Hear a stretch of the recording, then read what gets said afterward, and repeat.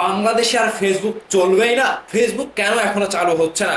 সরকারের পক্ষ থেকে ফেসবুকের কাছে ব্যাখ্যা চাওয়ার চিঠি গেলে ফেসবুক সেই চিঠির জবাব দেয়নি। তাহলে কি বাংলাদেশে আর ফেসবুক চলবেই না? আমরা কি আর ফেসবুক ব্যবহার করতে পারবোই না? ভাবাদাস, বাংলাদেশে আমার মনে হয় এই প্রথম এতদিন যাবত social media, Facebook, YouTube, TikTok, এক কথায় সোশ্যাল মিডিয়া, ইন্টারনেট থেকে বিরত রয়েছিল বাংলাদেশের মানুষ। এই প্রথম এতদিন যাবত ফেসবুকে প্রবেশ নিষিদ্ধ। তার কারণ হিসেবে আমাদের দেশে যেটা ঘটে গিয়েছে সেই কারণগুলোই কিন্তু এখন উঠে আসছে।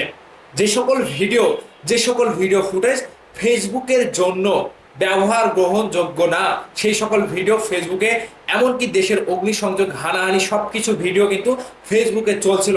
ঠিক দেশের গুজব রটানোকারী কিছু ভিডিও এবং দেশের যে একটা অপ্রীতিকর ঘটনা যে সকল ফেসবুকে ব্যবহার করা হয়েছিল এবং ফেসবুকে আপলোড করা হয়েছিল, ঠিক সেই জায়গা থেকে কিন্তু বাংলাদেশের সরকারের পক্ষ থেকে এগুলো গুজব রটানো যে সকল ভিডিও ছিল সেগুলো কিন্তু ফেসবুকের কাছে টেক ডাউন করার জন্য তারা অনুরোধ করেছিল, কিংবা ফেসবুককে চিঠি দেওয়া হয়েছিল, কিন্তু ফেসবুক, টিকটক কখনোই কিন্তু এগুলো টেক ডাউন করেনি। ঠিক সেই জায়গা থেকে বাংলাদেশে অগ্নিসংযোগের কারণে কিন্তু নেট ব্যবহারকারী অর্থাৎ ইন্টারনেট সংযোগ বন্ধ হয়ে যায়। ইন্টারনেট ব্যবহারকারী থেকে কিন্তু সকলে আমরা বিচ্ছিন্ন হয়ে যায়। ঠিক এই সময়টাতে এসে এতদিন পরেও ফেসবুক কিন্তু চালু হয়নি বাংলাদেশে। এক কথায় টিকটক, ফেসবুক এবং ইউটিউবের কাছে বাংলাদেশের সরকারের পক্ষ থেকে চিঠি পাঠানো হয় এবং তাদের কাছে ব্যাখ্যা চাওয়া হয় যে আপনারা এই ভিডিওগুলো কিংবা কবে নাগাদ বাংলাদেশের সবকিছু নিয়ম মেনে বাংলাদেশে ফেসবুক চালাতে পারবেন, কিংবা সেই ভিডিওগুলো টেক ডাউন করার পরে আপনাদেরকে বাংলাদেশে ফেসবুকগুলো চালু করে দেওয়া হবে এবং ইন্টারনেট সংযোগ, টিকটক বলেন, ইউটিউব বলেন, এগুলো চালু করে দেওয়া হবে। এক কথায় বাংলাদেশ কিন্তু এখনো ইন্টারনেট সংযোগ থেকে পুরোপুরি কিন্তু বিচ্ছিন্ন নয়। যেটা তথ্যমন্ত্রী জুনায়েদ আহমেদ পলক সাহেব বলছেন যে বাংলাদেশ কিন্তু পুরোপুরি ইন্টারনেট সংযোগ থেকে বিচ্ছিন্ন নয়।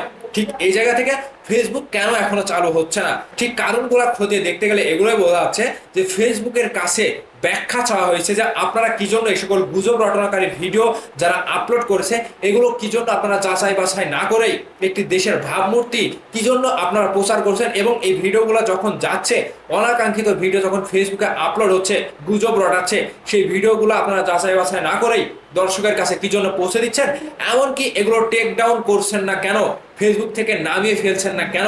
ঠিক এই ব্যাখ্যাটা ফেসবুক এবং ইউটিউব এবং টিকটকের কাছে চাওয়া হয়। টিকটক ইতোমধ্যেই সেই জবাবটা দিলেও, সেই ব্যাখ্যাটা দিলেও ফেসবুক থেকে কোনো ব্যাখ্যা পাওয়া যায়নি। এক কথায় ইউটিউব থেকেও কোনো ব্যাখ্যা পাওয়া যায়নি, যদিও আমরা ভিপিএন ব্যবহার করে ফেসবুক ব্যবহার করছি, কিন্তু এটা ঝুঁকিপূর্ণ।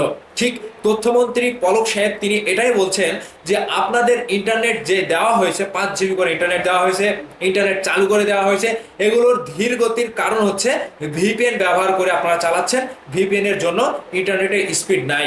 ঠিক এখন পর্যন্ত ফেসবুক কবে নাগাদ চালু হবে, ফেসবুক থেকে ব্যাখ্যা দেওয়ার পরে কিন্তু আজকে পর্যন্ত সময় আছে ফেসবুক থেকে ব্যাখ্যা আসার। যদি ফেসবুক ব্যাখ্যা দেয় তাহলে হয়তো বাংলাদেশে ফেসবুক খুব দ্রুতই চালু হয়ে যাবে, আর যদি ব্যাখ্যা না দেয় তাহলে কবে নাগাদ ব্যাখ্যা ফেসবুকের কাছ থেকে আসবে বাংলাদেশ সরকারের কাছে, সেগুলো যাচাই বাছাই করে বাংলাদেশের ফেসবুক সার্ভার খুলে দেওয়া হবে এবং সকলের জন্য ফেসবুক উন্মুক্ত করে দিয়ে আবারও আগের মতো স্বাভাবিকভাবে ফেসবুক চলবে। তো ভাই, যারা যারা মনে করছিলেন যে বাংলাদেশের ফেসবুক চলবেই না, তাদের জন্য একটি খবর হচ্ছে যে ইউটিউব, ফেসবুক এবং টিকটকের কাছে বাংলাদেশ সরকারের পক্ষ থেকে ব্যাখ্যা চাওয়া হয়েছে।